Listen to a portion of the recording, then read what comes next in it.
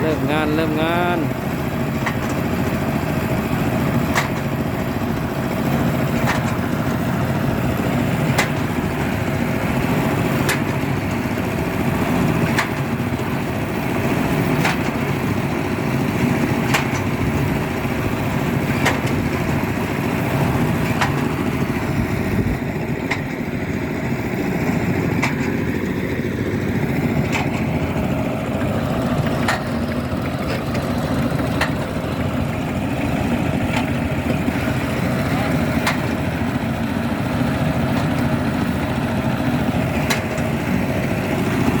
ไปนะไป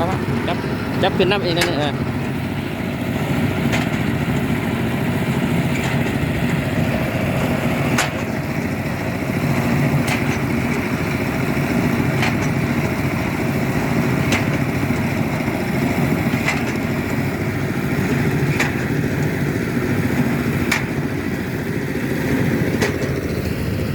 บ่ได้เด้อนี่เอาอย่างนี้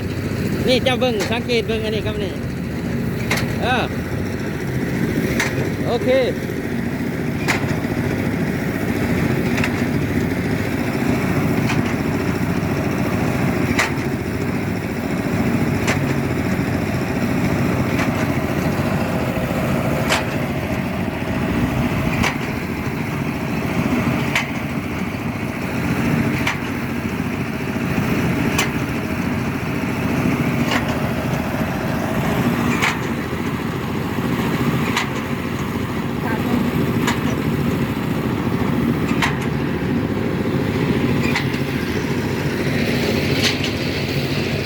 บัดนั้นจับน้ำกันเลยกะเฮ็ดดึงลงหน่อยหนึงเนี่ย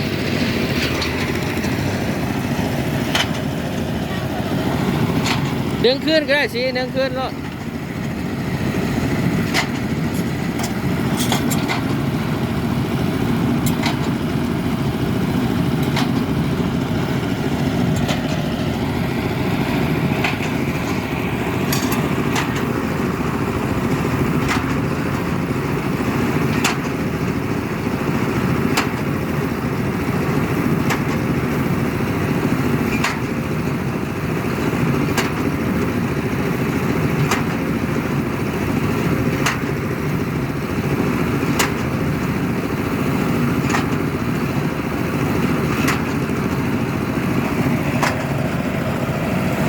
ที่มัดเชือกที่มัดเชือก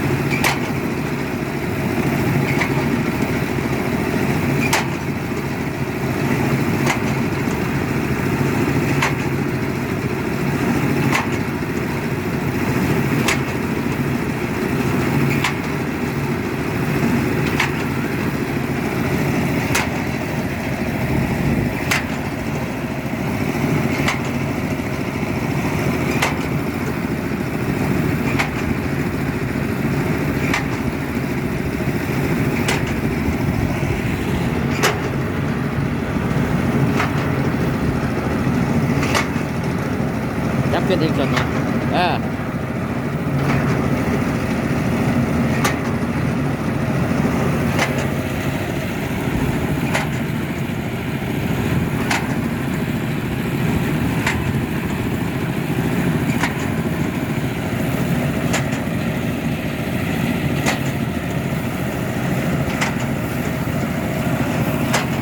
ตอนเช้ากำลังเริ่ม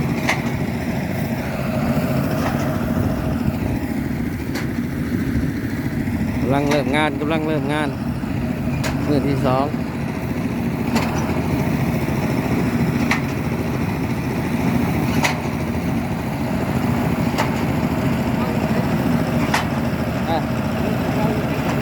ไม่ได้อย่างนั้นเลย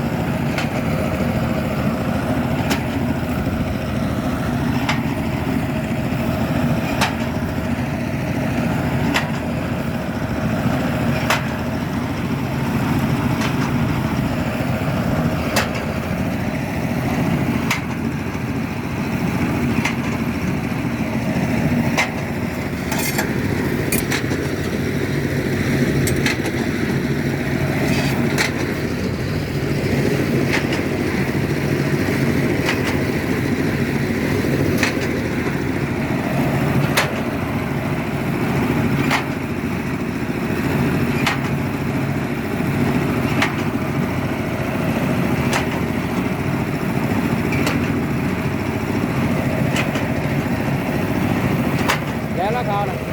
แล้วบ่เขาไว้ยี่ว่าเบิ่งก่อนสิเบิ่งเอาเลยเลยย่างนี่นะย่างยับมือมาย่าง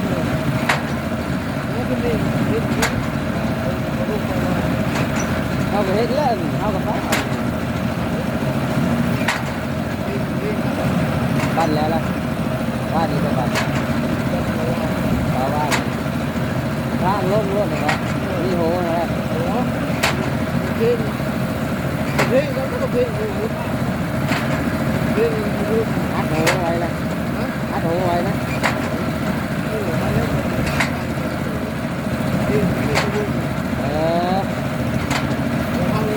ได้จะได้ไปเลยได้จะก่อน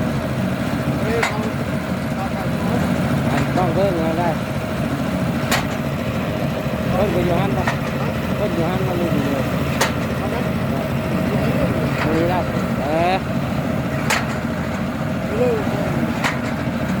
โอ้ชิพันเลยกันมันไม่ได้แบ่งเลยอ๋อโอ้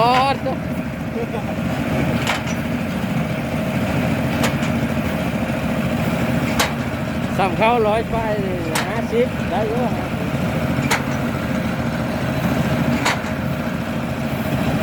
ดีกว่าทิ้งมาได้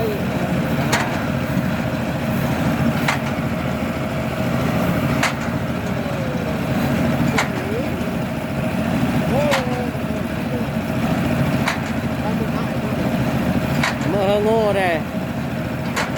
คือเพิ่งจะละคือมันต้องมืดคือเพิ่งโง่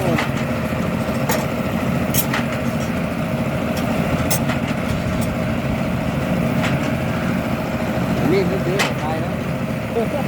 อันนี้คือจ้ามันคือเอาเบอร์ป้าไว้มันมีจ้าเจ้าไว้ดีไปอัดเอาเบอร์โง่เจ้าพ่อก็คือต้องมืดสิได้นี่เนี่ยเมื่อกติกมือตึ้งเต้นี่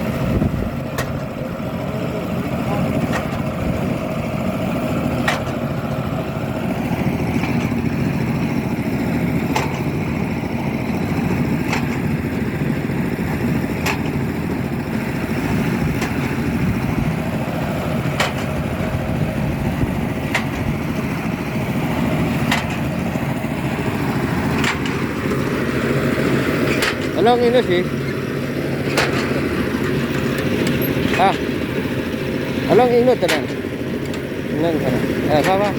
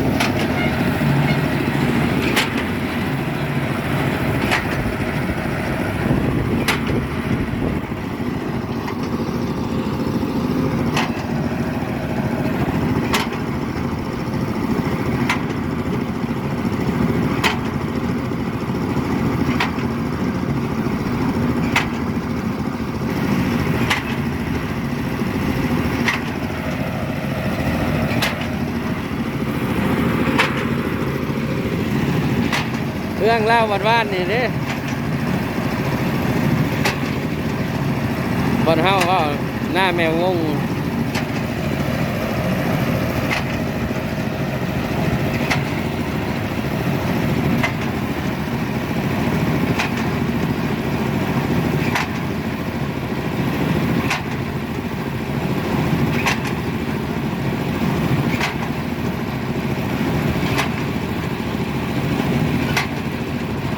อ่ะ